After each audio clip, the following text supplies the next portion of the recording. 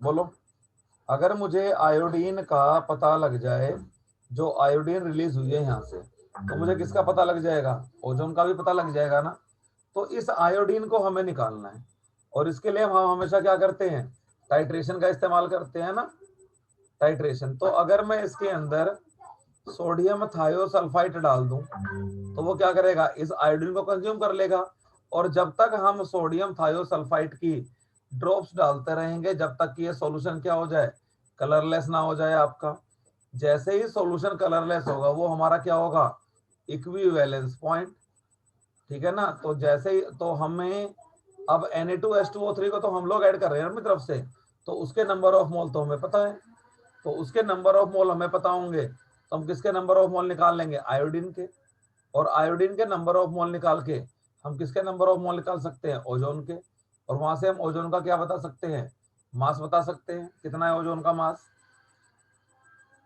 तो मैं लिखूं यहां पर, the iodine liberated by ozone, the amount of iodine, the amount of iodine liberated by ozone, ठीक है ना। The amount of iodine liberated by ozone is titrated by using a standard solution of sodium thiosulphate. तो reaction को देखिए पहले, Na2S2O3 plus में I2, तो ये बन गया आपका twice of NaI plus Na2S4O6। तो 1 मोल आयोडीन के लिए कितना लगा मेरा? 2 मोल लगा, है ना। So by knowing the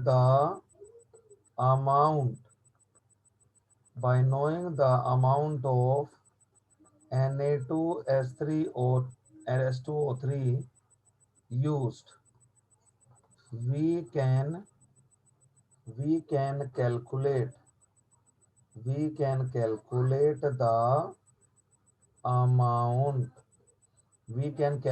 the amount of iodine liberated। जो आयोडीन है उसका अमाउंट हमें पता लग जाएगा। by knowing the amount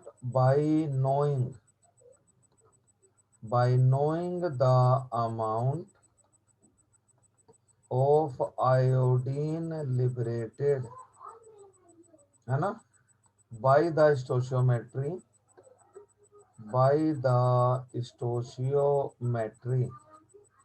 ये हो गई जी आपकी सेकंड रिएक्शन, और ये वाली हो गई आपकी फर्स्ट रिएक्शन। ठीक है ना। So by knowing the stoichiometry of first reaction, we can calculate corresponding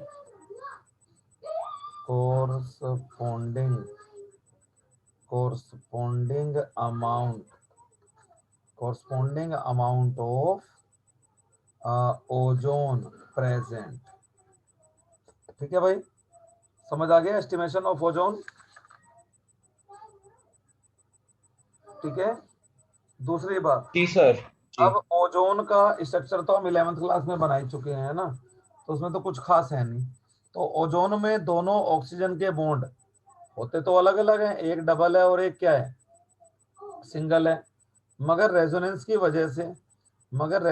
वजह से ये लोन पे इधर पुश हो जाता है, ये टूट के इधर आ जाता है। तो दोनों ओ में क्या होता है आपका? पार्शियल डबल बॉन्ड करेक्टर आ जाता है ना। इसलिए both the O bond length are similar in ozone. ठीक है ना, ड्यू टू रेजोनेंस। तो इसका अगर मैं रेजोनेंस हाइब्रिड लिखूं, तो रेजोनेंस हाइब्रिड तो यही है ना, ओ लिखकर मैं यहाँ पर डबल बॉन्ड दिखा दूं। डबल बॉन्ड क्या है? ऑसिलेट कर रहा है, कभी इधर कभी इधर, है ना। तो ये क्या है आपका रेजोनेंस हाइब्रिड, है ना। और ये दोनों क्या है आपके रेजोनेटिंग स्ट्रक्चर, रेजोनेटिंग स्ट्रक्चर। तो मैं लिख दूं यहां पर इन ozone the bond length of both, sorry, the bond length of both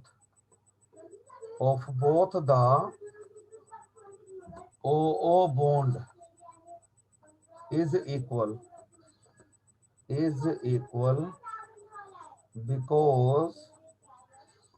because of resonance both the oxygen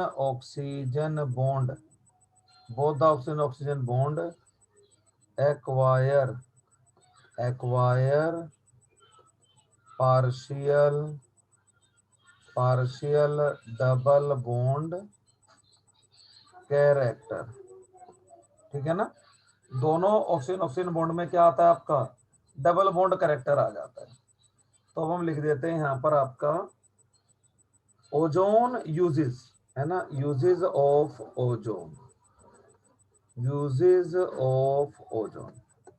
number 1, it is used as a germicidal, है ना, it is used as a germicide, it is used as a germicide, ये एक germicide की तरह use होता है। और germicide बोल दो या क्या बोल दो, डिसइंफेक्टेंट। दूसरा, it is used for sterilization, it is used for sterilization of water, इसको वाटर के स्टेरिलाइजेशन के लिए भी यूज किया जाता है। It is used in preparation of potassium permanganate, it is used in preparation of potassium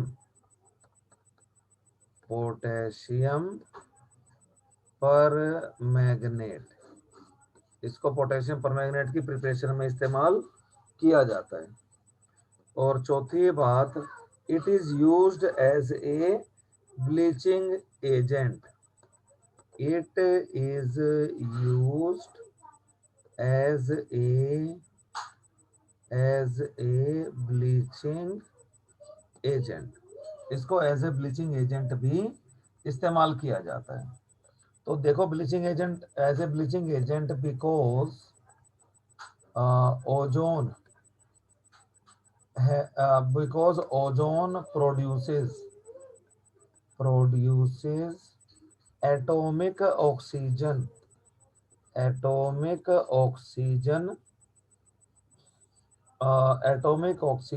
which oxidizes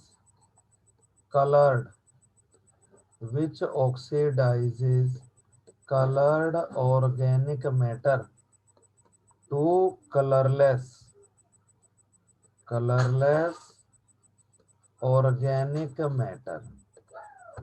Since the organic compound is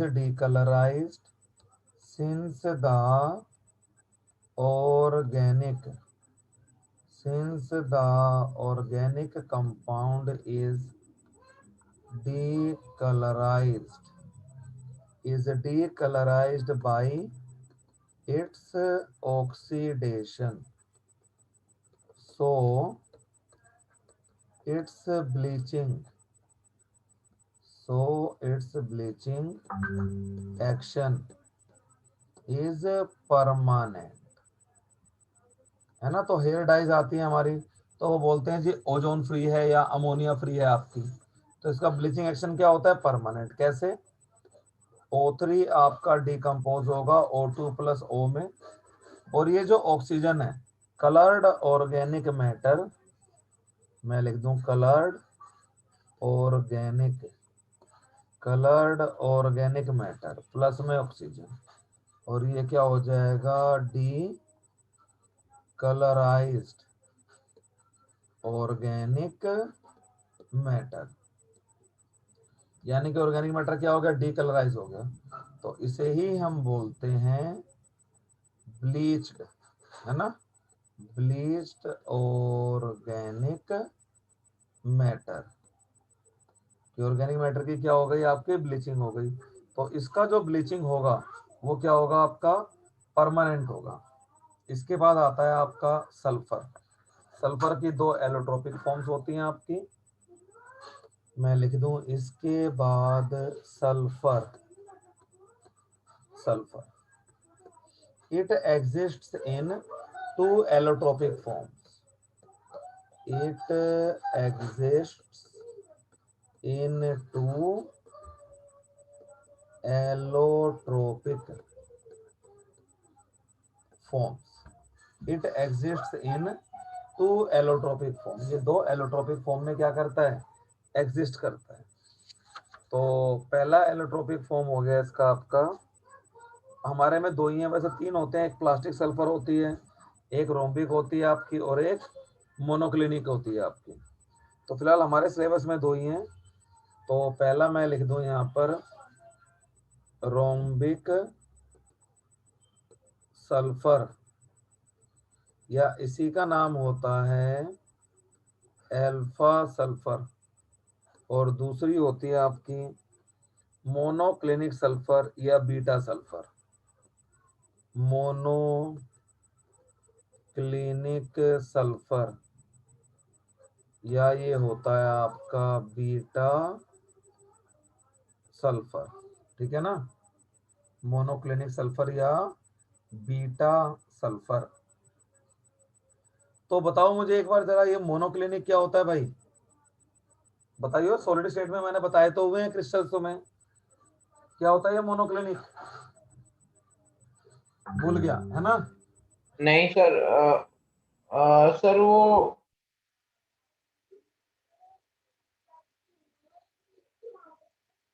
बोलो। Hello, हाँ बोलो बोलो बोलो। सर वो, एक सेकेंड।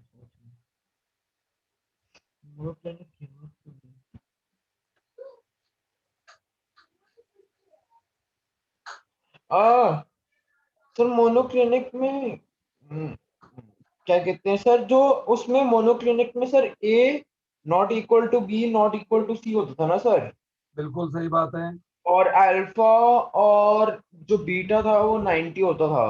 हाँ, और गामा 90 का नहीं होता था, बिल्कुल सही। हाँ, बिल्कुल ठीक, बिल्कुल सही। हाँ, बिल्कुल सही। और इसमें क्या होता था रोम्बिक में,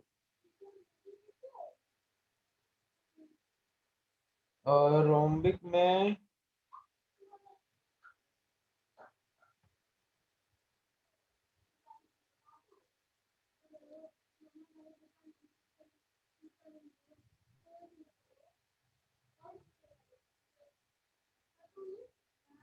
बोलो।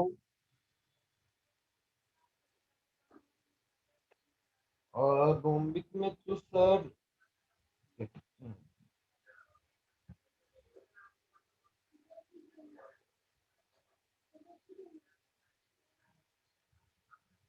नहीं सर रोम्बिक का नहीं है।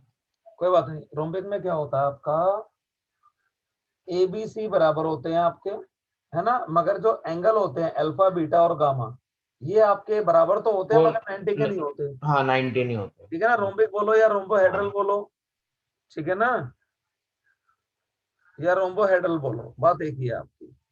चलो कोई बात नहीं, उन चीजों को रिवाइज करते रहना चाहिए आराम से। पहले आ जाओ आप, अल्फा सल्फर है ना, लो, इसको येलो सल्फर भी बोला जाता है। एक और नाम क्या होता है इसका, येलो सल्फर, तीन नाम होते हैं इसके, ठीक है ना। रोम्बिक तो किस लाइन फॉर्म हो गई इसकी। चलो इसके बाद आता है आपका रोम्बिक सल्फर या अल्फा सल्फर। तो पहला मैं लिख दूं यहाँ पर रोम्बिक, रोम्बिक सल्फर। क्या क्या खासियत है इसकी, पहला, ये आपका it is prepared by evaporating, it is prepared dissolving by dissolving roll sulphur. Sulphur जो हमें मिलती है नेचुरल फॉर्म में, शीट्स टाइप बना देते हैं इसके, roll sulphur in non polar solvent, CH2 में डाल दो या CCl4 में डाल दो, डिसोल्व हो जाएगी। एंड ऑन कंसंट्रेशन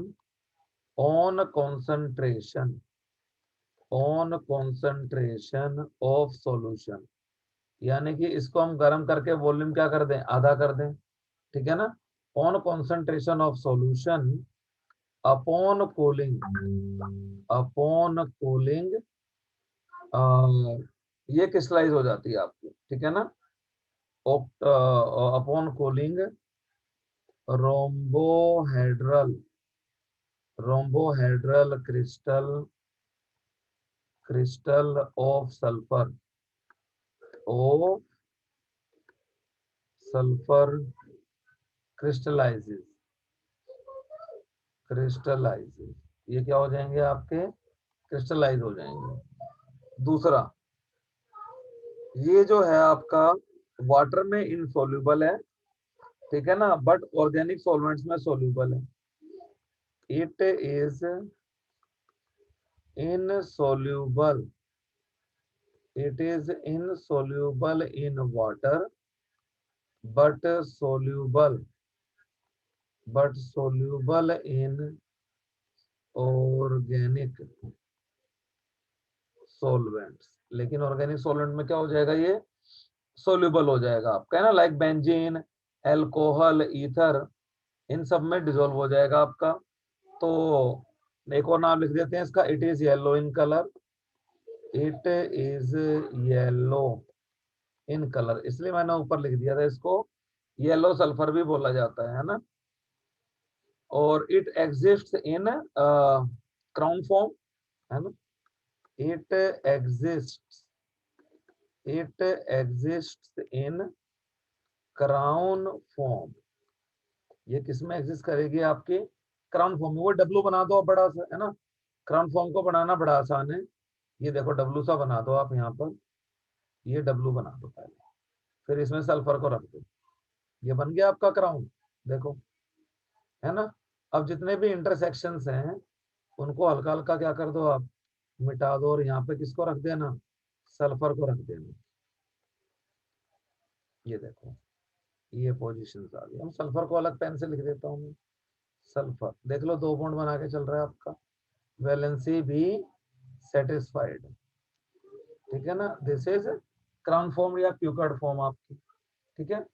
इसके बाद आता है आपका मोनोक्लिनिक सल्फर और बीटा सल्फर। ये आमतौर पे क्या होती है आपकी, कलरलेस होती है, थोड़ी सी ट्रांसल्यूशन टाइप की आपकी। तो ये तो हो गया आपका एसिड। अब दूसरी आ गई आपकी सेकंड, मोनोक्लिनिक सल्फर, या इसी का नाम है बीटा सल्फर, मोनोक्लिनिक सल्फर या बीटा सल्फर। तो इसको हम कैसे बनाते हैं, पहले मैं लिख दूं, येलो ये भी होती है। तो पहली बात, इट इज डल येलो, है ना, वो ब्राइट येलो होती है, dull yellow, it is dull yellow in colour, ये क्या होगी आपकी, डल येलो होगी इन कलर। और ये जो है आपकी ऑर्गेनिक सॉल्वेंट में क्या होगी, सोल्यूबल होगी आपकी। It is also soluble in organic.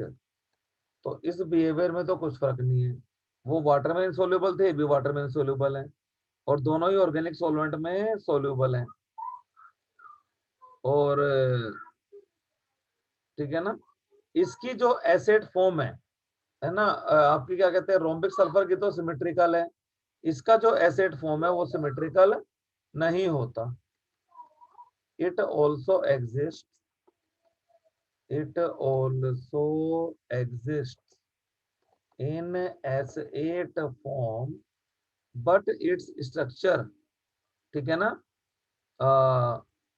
but its crystals are not so symmetrical, but its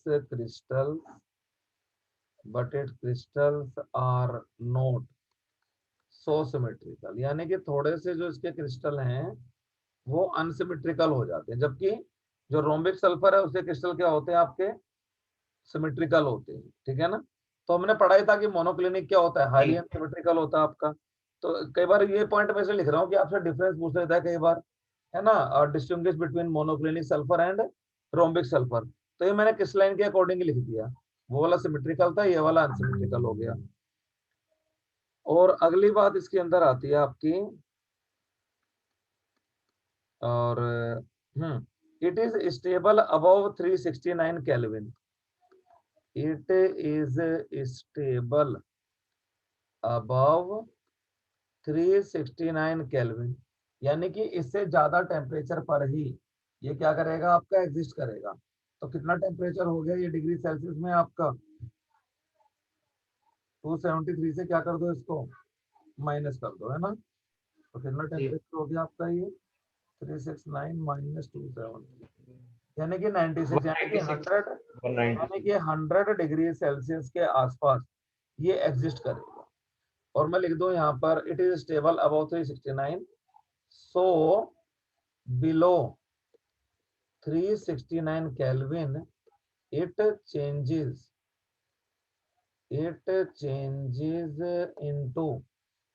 changes into rhombic sulfur, so 369 kelvin is the transition temperature, तो जैसे मैं लिख दूं यहाँ पर मैं लिख दूं रोम्बिक सल्फर और ऐसे लिखूंगा, ठीक है ना। और यहाँ पर मैं लिख दूं आपका मोनोक्लिनिक सल्फर, ऊपर मैं लिख दूं आपसे अबव 369 केल्विन, और नीचे मैं लिख दूं बिलो 369 केल्विन। तो पांचवा पॉइंट आ गया मेरा, आपका क्या कहते हैं, ये वाली जो फॉर्म है आपकी, है ना। तो मैं लिख दूं यहाँ पर दिस एलोट्रोपिक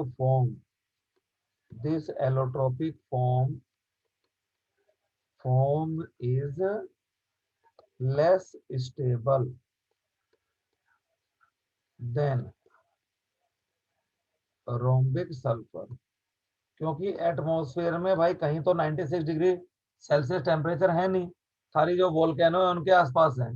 तो जितनी भी आपके मोनोक्लिनिक सल्फर है धीरे धीरे किसमें कन्वर्ट हो जाएगी, वो रोम्बिक सल्फर में, है ना। तो अंडर एटमॉस्फेरिक कंडीशंस आपकी जो रोम्बिक सल्फर है वो क्या है, ज्यादा स्टेबल है। अब बात आती है इसकी प्रिपरेशन की, साफ ही पता है कि 369 के ऊपर ही एग्जिस्ट करेगी। तो इसको बनाते किससे हैं, रोम्बिक सल्फर से। मैं वो पॉइंट लिखता हूँ आपका यहाँ पर, it is prepared by rhombic sulphur. करते क्या है इसके अंदर, द रोम्बिक सल्फर, ठीक है ना, the rhombic sulphur is taken in a china dish, the rhombic sulphur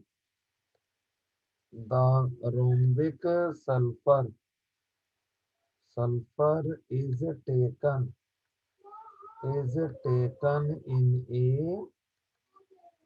in a china dish. Rhombic sulphur को एक चाइना डिश में लिया जाता है, and heated, and it is heated to melt, और इसको गर्म कर देते हैं कि ये मेल्ट हो जाए। Then this melt is allowed to cool, और मैं लिख दूं यहाँ पर, then this molten sulfur is allowed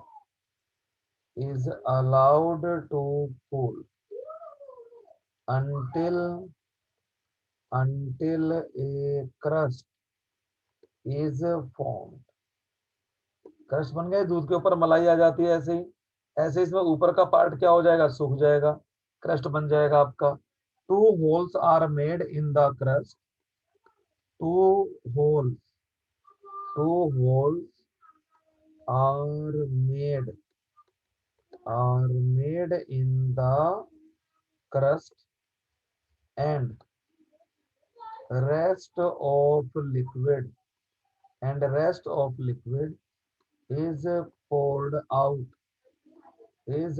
out from it on gently removing the crust the needle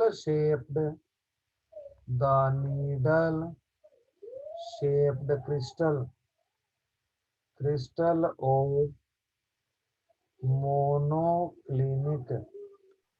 monoclinic sulfur are obtained।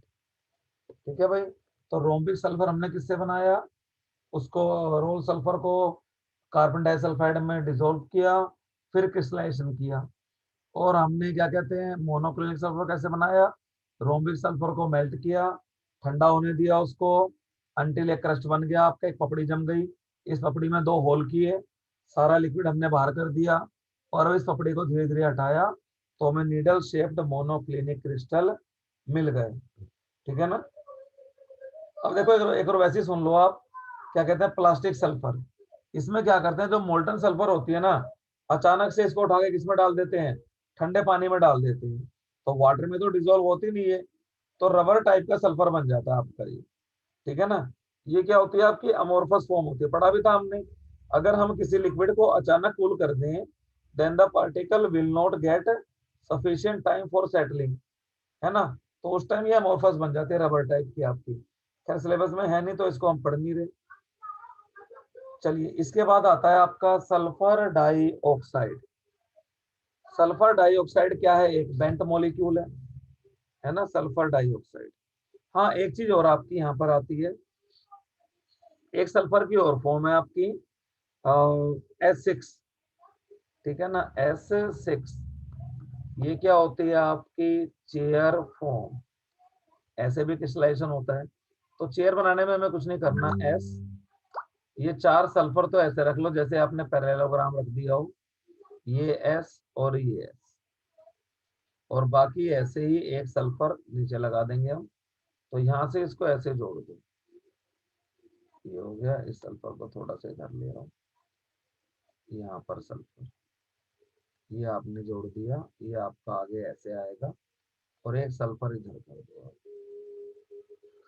ये सल्फर, और यहाँ से आपने ऐसे जोड़ दिया। ठीक है ना। तो ये आपकी चेयर फॉर्म हो गई S6 की। ठीक है, ये आपके चेयर फॉर्म हो गई।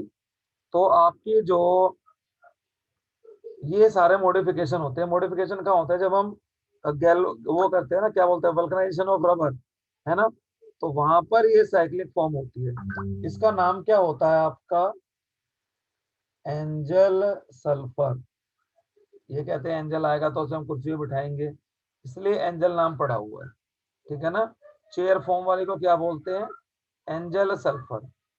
अब जो सल्फर है, अच्छा जो डाई ऑक्सीजन है वो डाई मैग्नेटिक है या पैरामैग्नेटिक है, बताओ। जो डाई ऑक्सीजन है, कल पढ़ा था ना हमने,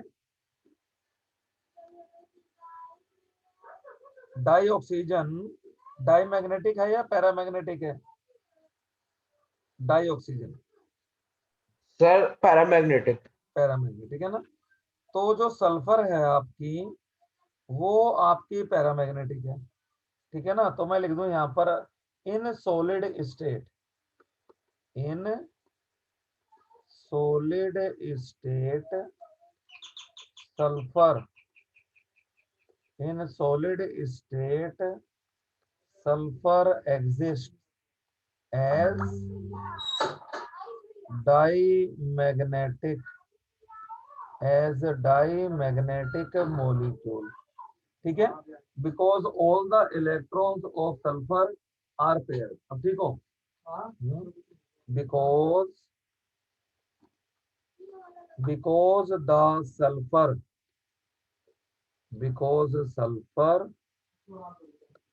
in S8 form has all of its electrons paired. लेकिन अगर हम इसको गर्म कर दें, तो एसिड फॉर्म तो टूटेगी आपकी। तो मैं लिख दूं यहाँ पर in vapour state the sulfur exists as diatomic molecule, oxygen की तरह ही। जैसे ऑक्सीजन O2 होता है ना, ऐसे ये H2 की फॉर्म में एग्जिस्ट करता है। एंड सिमिलर टू ऑक्सीजन, और मैं लिख दूं यहाँ पर this diatomic sulphur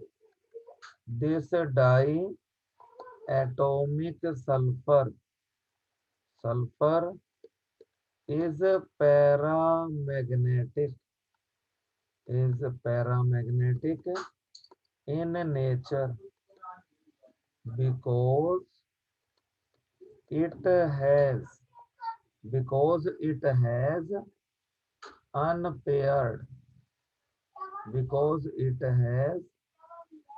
unpaired electrons in anti-bonding. It has unpaired electrons in anti-bonding pi star 3px and pi star 3py molecular anti-bonding molecular orbitals. ठीक है, चलो लिख के देखते हैं इसकी इलेक्ट्रॉनिक कॉन्फ़िगरेशन। S2 में कितने इलेक्ट्रॉन हो गए भाई? 16 तो 16 इलेक्ट्रॉन प्लस 16 इलेक्ट्रॉन, टोटल कितने हो गए? 32 इलेक्ट्रॉन। लिखते हैं इसकी मॉलिक्यूलर कॉन्फ़िगरेशन। तो ये हो गया sigma 1s2, sigma star 1s2, sigma 2s2, sigma star 2s2। बड़े साइज का एटम है ना, तो 2s और 2p क्या है? दूर दूर होंगे ना, तो रिपेल ही नहीं करेंगे आपके।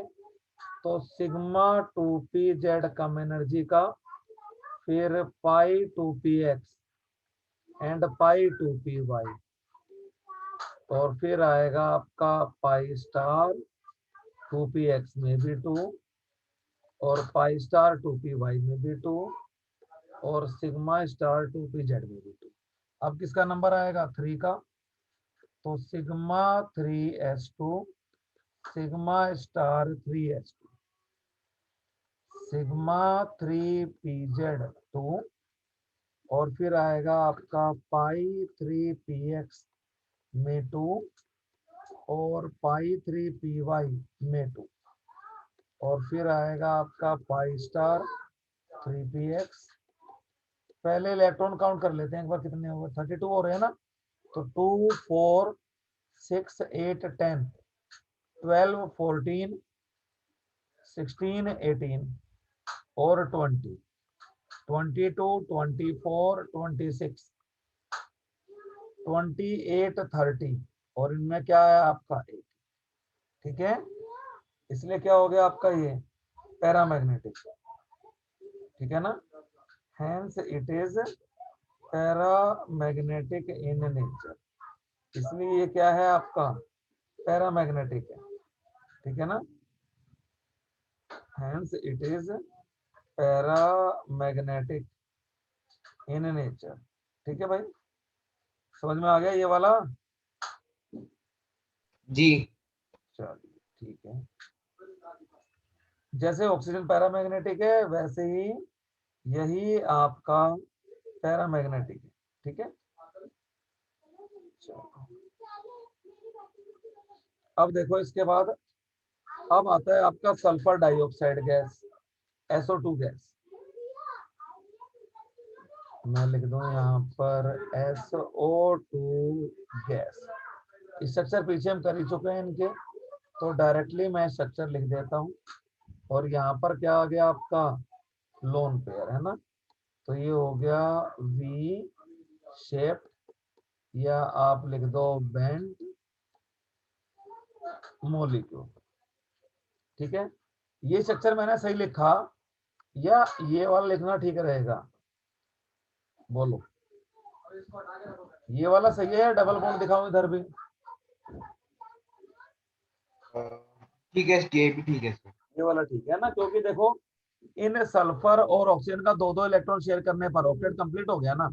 तो जब ऑक्टेट कंप्लीट होने के बाद जो बॉन्डिंग होती है वो म्यूचुअल शेयरिंग थोड़ी ना होती है, किसी एक जगह से शेयर होते हैं इलेक्ट्रॉन आपके सारे के सारे, समझे, है ना। तो ये वाला स्ट्रक्चर करेक्ट है, वो डबल बॉन्ड जो दिखा रहा था मैं वो गड़बड़ है आपका। चलिए इसके बाद आता है आपका preparation of SO2, methods of preparation, methods of preparation of SO2। तो पहला आता है आपका, सबसे पहले तो हम लिख देते हैं क्या कहते हैं, लेबोरेटरिकल मेथड, ठीक है ना। लेबोरेटरिकल मेथड। तो हमें तो ये पता है कि जो सल्फ्यूरस एसिड है ना, कार्बोनिक एसिड की तरह, ये क्या होता है, अनस्टेबल होता है। तो it is prepared, it is prepared from NaHSO3, from NaHSO3 by the action of HNO3। तो H अपना क्या दे देता है यहाँ पर, देखिए ये हो गया NaH सोडियम हाइड्रोजन सल्फाइड और प्लस में HNO3। तो एसिड क्या करेगा, अपना प्रोटॉन देके चलेगा, तो ये बन जाएगा H2SO3 प्लस में NaNO3। अब ये जो H2SO3 है इसको मैं कैसे लिख दूं, H2O प्लस SO2, है ना। तो जो हाइड्रोजन सल्फाइड्स हैं उनकी रिएक्शन किसी एसिड से कराकर लेबोरेटरी में हम बना सकते हैं, ठीक है। और इंडस्ट्रियल लिखते हैं हम यहाँ पर, जी। और industrial preparation, industrial preparation, preparation of SO2 gas. तो पहला by burning, by burning raw sulphur. तो जो सल्फर नेचुरली हमें मिली है वोल्केनिक इरप्शन से, अगर उसको हम जब हीट कर दें, है ना, तो ये हो गया आपका S8 प्लस में O2, क्या बना के दे देगा ये 8SO2, ठीक है ना। तो 8 2 16 और प्लस में इसको भी 8 कर दिया, डायरेक्टली बर्न कर दिया सीधा।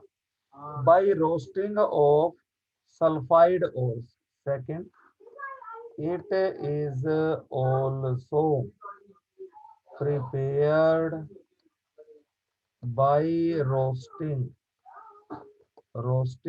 of सल्फाइड ओर्स, ठीक है ना, सल्फाइड ओर्स का रोस्टिंग करके। तो कल एक रिएक्शन हमने करी थी, ZnS में ऑक्सीजन डाल दिया हमने, ZnO बन गया और प्लस में SO2 बन गया।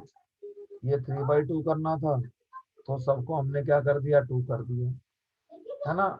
चलो इसकी रोस्टिंग करो ऐसे ही, इस वाले रिएक्शन को बैलेंस करना, FeS2 प्लस में O2, आयरन ऑक्सीडाइज हो जाएगा Fe2O3 में, और सल्फर ऑक्सीडाइज हो जाएगा SO2 में। बताना क्या आएगा यहाँ बैलेंस करके,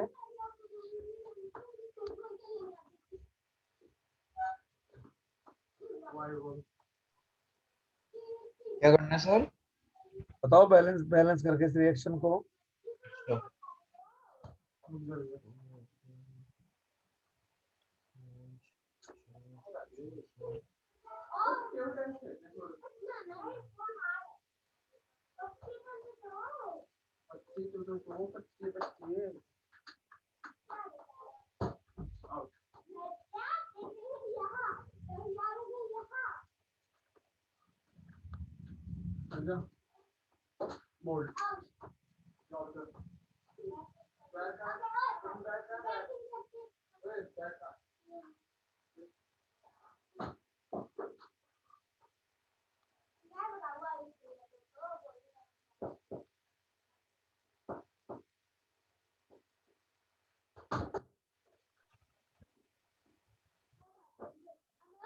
बोलो बोलो जल्दी से, क्या है? सर 4FeS2 हाँ ठीक है, क्योंकि प्लस यहाँ आयरन है 11O2। +2 में, सल्फर है -1 में, है ना? ऐसे किया ना। हाँ, ऑक्सीजन है 0। 4FeS2 प्लस 11O2 ठीक है gives 2Fe2O3 प्लस है ना? 8SO2। तो देखो इसके अंदर आयरन +2 से हुआ +3, तो आयरन के लिए इंक्रीज है 1 का। और सल्फर देखिए -1 से क्या हो रहा है, +4, यानी कि एक सल्फर के लिए कितने का इंक्रीज हो गया, 5 का। तो दोनों सल्फर के लिए इंक्रीज हो गया 10 का, और एक आयरन के लिए, यानी कि टोटल इंक्रीज हो रहा है 11 का। और ऑक्सीजन 0 से क्या हो रहा है, -2, तो दोनों ऑक्सीजन के लिए 4 का डिक्रीज हो रहा है, इसलिए 4 यहाँ मल्टीप्लाई कर दिया। तो यहाँ से ये 2 मल्टीप्लाई कर दिया, सल्फर हो गया 8, और हमने यहाँ कर दिया क्या, है ना, बाय रोस्टिंग ऑफ पायराइट और। अब हम बात करें SO2 is acidic in nature. SO2 is acidic in nature. तो अगर इस SO2 को हम वाटर से पास कर दें तो ये क्या बना लेता है, सल्फ्यूरस सल्फ्यूरस एसिड, है ना? और मैं लिख दूं यहाँ पर इसके बाद, अब जितने भी बेस हैं उनसे ये रिएक्शन करेगा आपका। तो it combines with NaOH to produce sodium sulphide. तो मैं लिख दूं यहाँ पर, so it reacts with basis base and basic salt, और बेसिक सोल्ट से भी रिएक्शन करता है। ठीक है, तो देखिए यहाँ पर ट्वाइस ऑफ NaOH और प्लस में SO2, तो यहाँ से क्या आएगा, Na2O और SO2 में एक और ऑक्सीजन इसका, तो ये SO3 हो गया, Na2SO3, और प्लस में OH का कोलिजन हुआ तो क्या आएगा आपका, वाटर भी आएगा आपका, है ना? चलिए ये आ गया आपका। और इसके बाद इसको ले लो, NaH और Na2CO3। अच्छा, तो ये Na2SO3 क्या होता है आपका, व्हाइट कलर का होगा ना, तो मैं लिख दूं मिल्की व्हाइट, है ना? तो SO2 को अगर हम NaOH के सॉल्यूशन से पास करें तो ये जैसे कार्बन डाइऑक्साइड को हम पास करते थे कैल्शियम हाइड्रोक्साइड के सॉल्यूशन से, तो ये मिल्की व्हाइट कर देता था उसको, है ना? और मैं लिख दूं यहाँ पर, if sulphur dioxide is passed, मैं लिख दूं यहाँ पर, when sulphur dioxide is passed through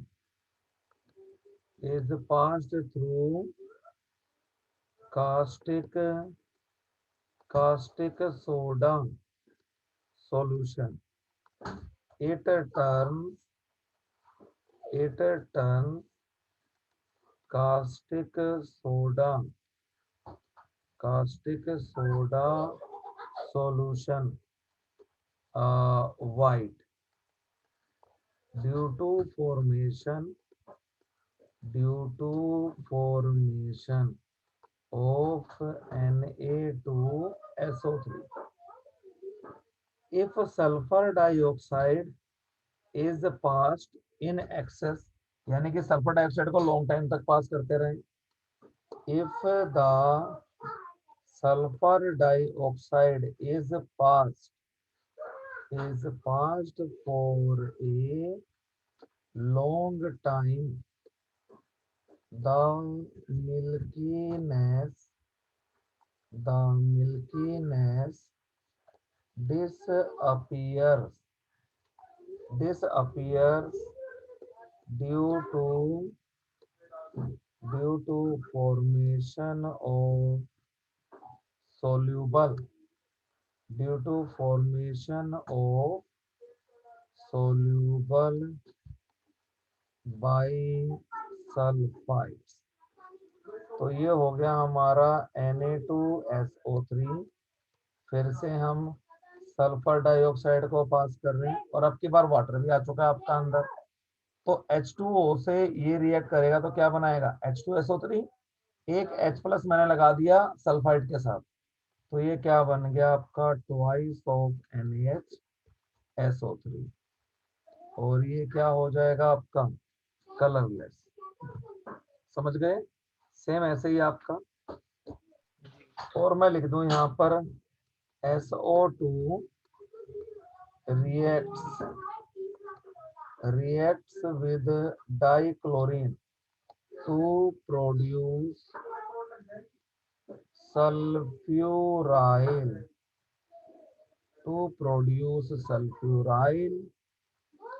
chloride। तो SO2 प्लस में Cl2 और ये क्या बन जाता है आपका, SO2Cl2। ठीक है, सल्फ्यूराइल क्लोराइड। ध्यान है ऑर्गेनिक केमिस्ट्री में कहाँ यूज करते हैं इसको, बताओ जरा। अगर हमें एलाइलिक हैलोजनेशन करना हो डबल बॉन्डेड कार्बन एटम से नेक्स्ट कार्बन एटम पर हमें डबल बॉन्ड लगाना हो, ठीक है ना यस सर। वही। तो एलाइलिक हैलोजनेशन में ये सल्फ्यूराइल क्लोराइड आपका यूज होता है। चलिए, इसके बाद आता है आपका कैटालिटिक ऑक्सीडेशन। तो इसके बारे में तो हमने पढ़ा ही था। कैटालिटिक ऑक्सीडेशन एक तरह से सेलेक्टिव ऑक्सीडेशन होता है ये। तो ट्वाइस ऑफ SO2 प्लस में O2, यहाँ पर कैटलिस्ट होता है V2O5, टेम्परेचर लेते हैं 700 केल्विन और प्रेशर लेते हैं 2 बार, और ये SO3 हो जाता है। और रिएक्शन क्या होती है, एक्सोथर्मिक। तो डेल्टा H नेगेटिव, यहाँ पर हीट क्या होती है आपकी, रिलीज होती है। ठीक है, तो अब बात करते हैं केमिकल सल्फर डाइऑक्साइड। बताओ सल्फर डाइऑक्साइड रिड्यूसिंग एजेंट है या ऑक्सीडाइजिंग एजेंट है, बताओ। सल्फर डाइऑक्साइड रिड्यूसिंग एजेंट है या ऑक्सीडाइजिंग एजेंट है, बोलो।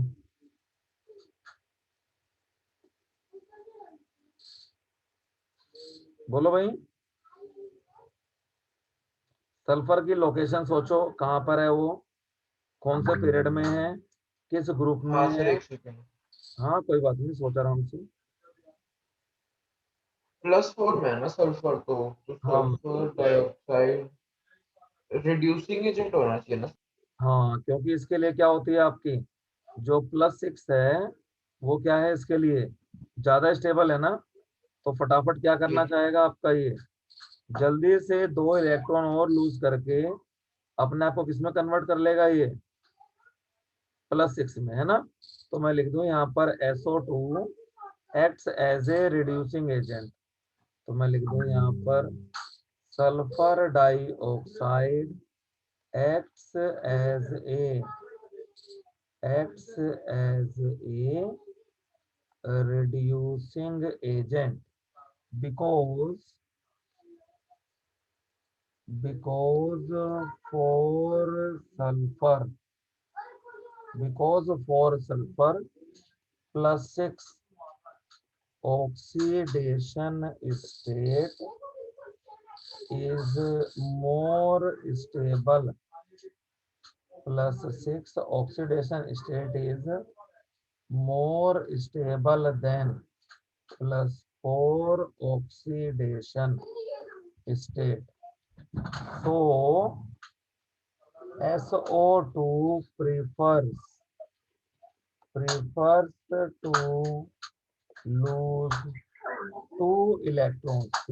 lose 2 electrons, hence it acts as a reducer. तो अब रिएक्शन भी कर देते हैं। SO2 में 2 वाटर के मॉलिक्यूल डाल दिए, SO3 बन गया, SO3 वाटर से कंबाइन कर गया तो H2SO4 और 2 हाइड्रोजन क्या कर दिए इसने, फ्री कर दिए, ठीक है ना। तो अब देखो, अगर इसको मैं आयनिक फॉर्म को लिखूं तो ये हो गया SO2 प्लस में वाटर, और ये बन गया आपका ट्वाइस ऑफ H प्लस और प्लस में SO4 2 माइनस और प्लस में ट्वाइस ऑफ H। तो ये रिएक्शन हो गई आपकी आयनिक फॉर्म में, है ना।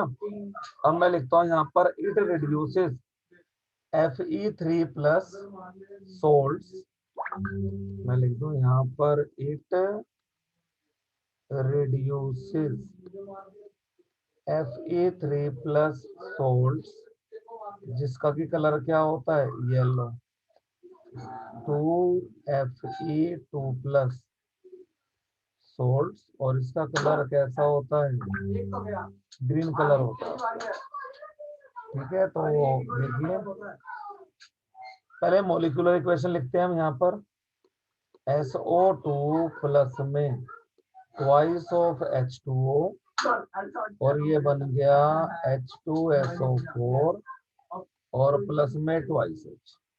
अब मैंने यहाँ पर ले लिया FeSO4 प्लस में क्या आएगा, यहाँ से ट्वाइस ऑफ H आएगा, ठीक है ना। तो sorry, Fe2SO4 thrice, Fe2SO4 thrice reduce करना है, तो 2H आ गए आपके।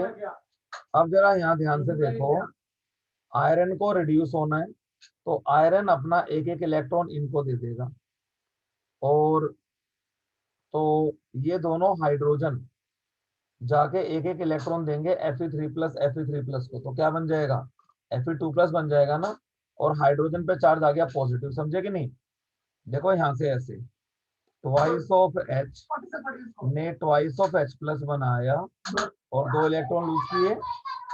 अब ये जो Fe3 प्लस है 2 फेरिक सल्फेट में, इन्होंने 2 इलेक्ट्रॉन गेन करे और क्या बना दिया, Fe2 प्लस ना, समझे कि नहीं, बोलो, समझ में आई बात ये वाली, थोड़ा साफ साफ लिख देता हूँ इसको मैं, रिडक्शन समझ में आया इसका, है भाई, बोल तो सही यार, फिर दोबारा समझाऊंगा वरना मैं, हेलो, रिडक्शन समझ में आया जो उधर समझाया मैंने ब्रैकेट में, जी, है ना। तो अब दोनों H प्लस हो गए, तो उन्होंने किसको खींच लिया अपनी तरफ, सल्फेट आयन को, और क्या बना दिया इधर H2SO4, क्योंकि ये H प्लस हो चुके हैं, और यहाँ से क्या बन गया, ट्वाइस ऑफ FeSO4, ठीक है। अब मैं ऐड कर दूं इन दोनों रिएक्शंस को, तो देखिए 2H से 2H क्या हो जाएगा आपका, कैंसिल आउट हो जाएगा, है ना। और ये हमारा बन गया SO2 प्लस में ट्वाइस ऑफ H2O प्लस में Fe2SO4 थ्राइस, से ये हो गया 2H2SO4 प्लस में ट्वाइस ऑफ FeSO4। ये चीजें हो गई आपकी। सर हाँ बोलो। इसका आगे सर बाद में करा दोगे सर, मेरी ना अभी क्लास है। अच्छा अच्छा, चलो ठीक है, ठीक है, ओके। Okay, thank you.